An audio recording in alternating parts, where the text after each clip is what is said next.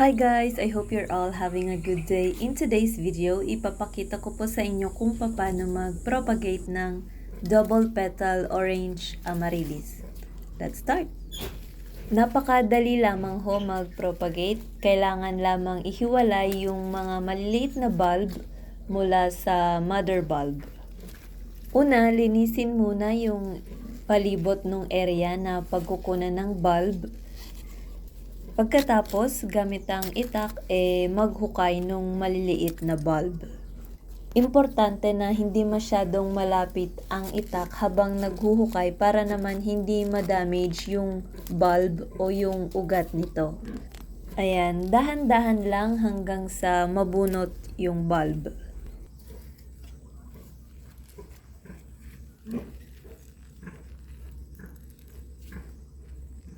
Hilahin lang ng dahan-dahan para mapaghiwalay ang mga bulb.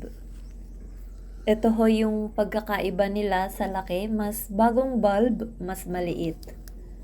Kapag ganito po kasing siksika na ang mga bulb ng orange amaryllis kailangan ng paghiwa-hiwalayin para buwelo sila na lumaki at mamulaklak.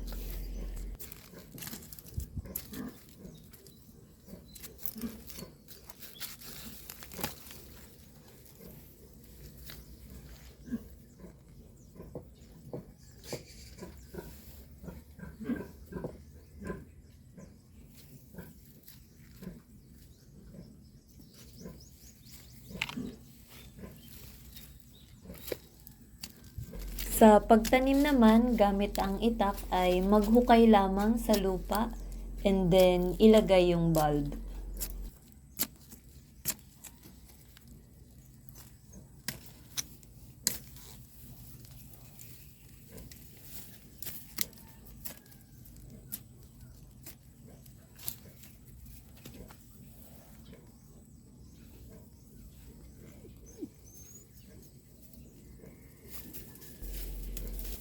Tapos, ibalik yung nahukay na lupa at i-press sa palibot nito.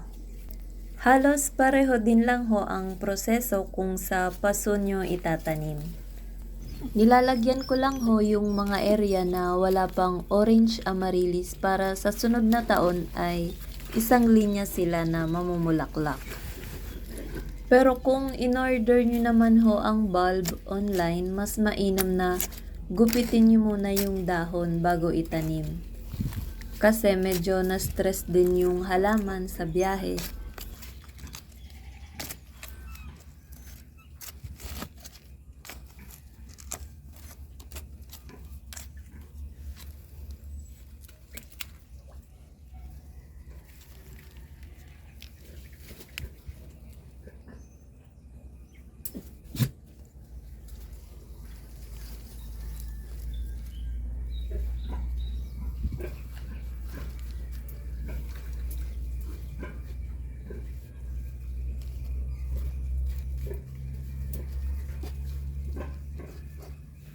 Ayan na ho yung itsura ng mga bagong tanim na orange amaryllis.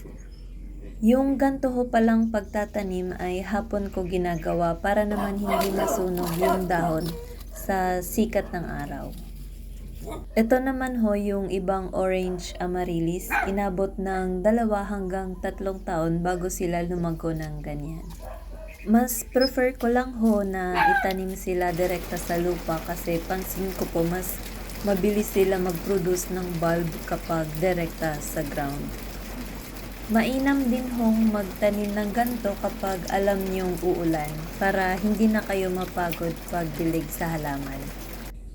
Ito naman ho yung mga itinanim ko mga around month last year at ngayong May ay mamumulaklak na. Mainam na itanim sila mga 6 to 8 inches ang distansya para buwelo naman yung bulb. Kung mapapansin nyo, ito nga hong isang bulb ay mayroon ng 3 hanggang 4 na bagong bulb. Nakakatulong din naman ho ang orange amaryllis para ma-prevent ang pagdami ng mga damo. Kaya ang gawa ko po dito sa amin, ikinakalat ko yung bulb. And that's it for today's video. Kung may katanungan po kayo, feedback, or suggestions, iwan nyo lang ho sa comment section. Maraming salamat po sa panonood. Have a great day everyone. Stay safe. Bye!